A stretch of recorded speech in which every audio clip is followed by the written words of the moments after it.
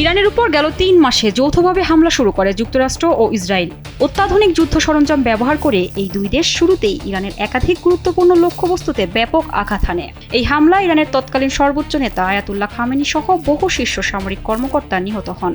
পাশাপাশি বিভিন্ন স্থানে এমনকি স্কুলে হামলায় অন্তত ১৭০ শিক্ষার্থীর মৃত্যু হয়। পরিস্থিতি দ্রুতই ভয়াবহ রূপ নেয় এবং দেশ জুড়ে ধ্বংসস্তূপের চিত্র দেখা যায়।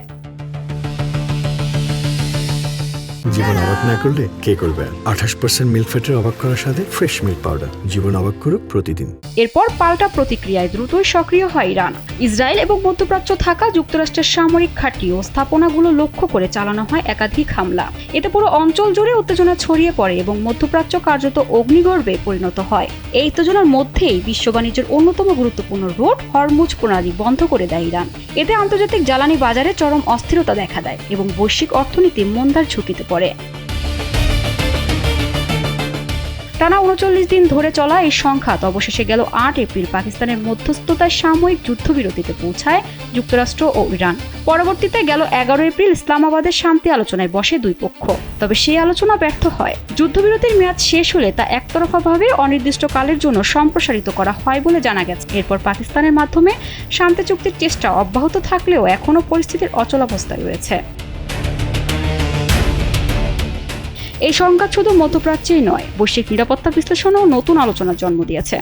বিশেষ করে চীনের সামরিক কৌশলবিদরা বলছেন, এই যুদ্ধ থেকে আধুনিক যুদ্ধের বাস্তবতা নিয়ে গুরুত্বপূর্ণ শিক্ষা পাওয়া যাচ্ছে। বিশ্লেষকদের মতে ইরান সংঘাত দেখিয়েছে শুধু আক্রমণ নয়, প্রতিরক্ষা ব্যবস্থা ও সমান শক্তিশালী হতে হয়। কম খরচের ড্রোন ও ক্ষেপণাস্ত্র ব্যবহার করে উন্নত প্রতিরক্ষা ব্যবস্থার দুর্বলতা খুঁজে বের করার উদাহরণও এখানে দেখানো হয়েছে।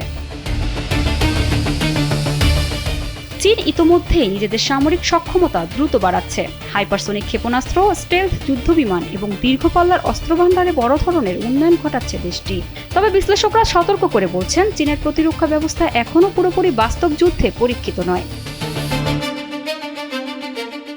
অন্যদিকে তাইওয়ানকে কেন্দ্র করে যুক্তরাষ্ট্র চীন সম্ভাব্য সংঘাত নিয়ে উদ্বেগ বাড়ছে। চীনের প্রেসিডেন্ট শি জিনপিং তাইওয়ানকে পুনঃ-একত্রীকরণের লক্ষ্য পুনর্ব্যক্ত করেছেন। বিশেষজ্ঞরা বলছেন, ভবিষ্যতে এই অঞ্চলে যুদ্ধ হলে ড্রোন এবং দূরপাল্লার রকেট বড় ভূমিকা রাখতে পারে। একই সঙ্গে কম খরচের ড্রোন বনাম উচ্চ মূল্যের সামরিক সরঞ্জামের লড়াই যুদ্ধের ধরন বদলে দিতে পারে।